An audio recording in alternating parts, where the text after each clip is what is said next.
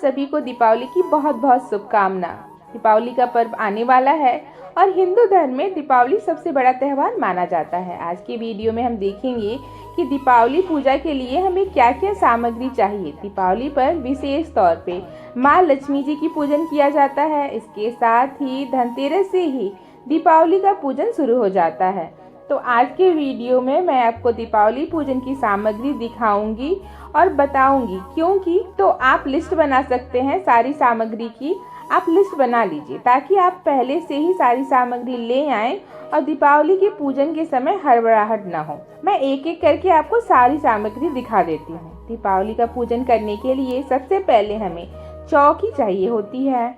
चौकी पे बिछाने के लिए हमें लाल कोरा कपड़ा चाहिए होता है। अगर कोरा कपड़ा आप नहीं भी ले रहे हैं तो लाल स्वच्छ कपड़ा भी आप ले सकते हैं। साथ ही साथ आपको लक्ष्मी गणेश की मूर्ति चाहिए होगी। आप मिट्टी की मूर्ति ले सकते हैं। वैसे तो हमारे घर में हर साल मिट्टी की मूर्ति लाई जाती है, लेकिन आपके घर अगर धातु की मूर्ति हो, चांदी की हो, कांसे की हो, तो आप इसका पंचामृत स्नान करके भी पूजन कर सकते हैं और आपको हर साल मिट्टी की मूर्ति लाने की आवश्यकता नहीं है। अगर आपका सामर्थ्य नहीं है तो आप पेपर का पोस्टर भी लगा सकते हैं। लक्ष्मी माता की, गणेश भगवान का, सरस्वती माता का, जैसी श्रद्धा हो आप ऐसी भक्ति कर सकते हैं। अब इसके बाद दिया जलाने के लिए हमें देसी घी चाहिए होगा।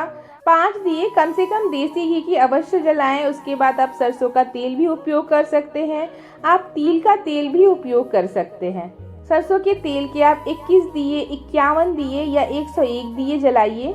देखिए, इस दिन आप मिट्टी के दिए जरूर लेकर आएं और साथ ही एक बड़ा दिया भी ले आएं जिसको अखंड ज्योत के रूप में हम पूरी रात जलाते हैं। वो आप पीतल का दिया भी ले सकते हैं या फिर बड़ा कोसा जो आता है मिट्टी का, उसका भी उपयोग कर सकते हैं। देखिए, दीपावली में तरह तरह के डेकोरेटेड दिए भी मिलते हैं। दीपावली पूजन का थाल भी मिलता है, तो आप उसका भी उपयोग कर सकते हैं। साथ ही हमें रोली लेनी है। इसके साथ ही तिलक करने के लिए हमें हल्दी लेनी है, कलावा लेना है। हमें वस्त्र स्वरूप समर्पित करने के लिए जो भी पूजा कर रहे हैं सभी के हाथों में भी बांधना है, तो कलावा आप ले लें। इसके साथ ही हमें चंदन लेना है। तिलक करने के लिए कपूर हमें लेना है। कपूर आप जरूर लें। आरती करने के लिए हमें कपूर की ज़रूरत होती है। साथ ही आप चावल ले लें। चावल टूटे हुए नहीं होने चाहिए, साबुत चावल होने चाहिए। चावल माँ लक्ष्मी की पूजा में अति आवश्यक होता है। साथ ही देखिए, हमने 1 लोटा जल ले लिया है, तो पूजन के लिए जल जरूर ले लें आप। साथ ही दक्षिणा ले लें, जिससे हमारे पूजन में अगर कोई भी कमी रह गई हो तो वो दक्षिणा स्वरूप में पूरी हो जाती है। साथ ही हम जनेऊ ले लेंगे गणेश जी के लिए और विष्णु भगवान के लिए। इसके साथ ही हमें धूप लेनी है। जो भी धूप जलाना पसंद करते हैं आपको धूप ले लीजिए। साथ ही आप इत्र ले लीजिए। इत्र अति आवश्यक है। इसके साथ ही हमें भोग लगाने के लिए खीर जरूर लेनी चाहिए। आप हलवा भी भोग में लगा सकते हैं। इसके साथ ही आप बतासे, खीर, चिवड़ा, फरुई, जो मुरमुरे भी कहते हैं, माता लक्ष्मी को अति प्रिय होते हैं, तो आप ये सारी सामग्री अवश्य ले लें। बतासे टूटे फूटे ना हो, आप साबुत बतासे ले आएँ। आप मिठाई भी ला सकते हैं भोग लगाने के लिए। गौरी गणेश को लड्डू अति प्रिय है, तो आप प्रसाद के रूप में चढ़ाने के लिए लड्डू ले आएँ। बर्फी ले आ सकते हैं या कोई भी मिठाई आप घर ले आ सकते हैं। आप भोग लगाने के लिए ऋतुफल ले लीजिए। इस जो भी ऋतुफल अवेलेबल हो आप वो ले सकते हैं। ऋतुफल के साथ साथ ही पान का पत्ता जरूर ले लें। माता लक्ष्मी की पूजन में पान का विशेष महत्व होता है, तो आप पान अवश्य ले लीजिए। ज़्यादा न भी मिले तो 1 पान का पत्ता अवश्य ले लें। इसके साथ ही देखिए, हमें माता के लिए एक लाल रंग की चुनरी लेनी है। साथ ही धनतेरस के दिन बर्तन खरीदे जाते हैं, तो जो बर्तन आपने धनतेरस के दिन खरीदा है उसका पूजन भी आप दीपावली के दिन अवश्य कर लें। कुछ लोग धनतेरस के दिन ही पूजन कर लेते हैं। आप जो अखंड दीपक जलाएंगे उसके लिए एक लंबी बाती बना लें। बाती आप बाजार से भी ला सकते हैं और घर पे भी बना सकते हैं, जैसी आपकी मर्जी हो, जैसी आपकी श्रद्धा हो। पूजन करते समय हम अपने पूजन स्थल पे सोने के, चांदी के आभूषण रखेंगे। जो भी धन हमारे पास है उसको रखेंगे। आप ये सब न रखना चाहें तो आप चांदी का एक सिक्का भी रख सकते हैं या फिर आप 1 रुपए का सिक्का भी रख सकते हैं। पूजन करने के लिए आप फूल अवश्य ले लें। दीपावली के दिन तो आपको हर जगह फूल मिल जाएंगी। देखिए, माता लक्ष्मी को कमल का फूल अति प्रिय है। वैसे भी आप जहाँ से फूल लेंगे दीपावली के दिन कमल का फूल आपको बहुत आसानी से माली के पास मिल जाएगा, तो आप उसको ले सकते हैं। अगर नहीं मिल रहा तो लाल गुलाब भी लक्ष्मी माता को अति प्रिय होता है, तो आप लाल गुलाब का उपयोग कर सकते हैं, या फिर जो भी फूल आपके वहाँ अवेलेबल हो, आपको मिल जाए, आप उसका उपयोग कर लीजिए।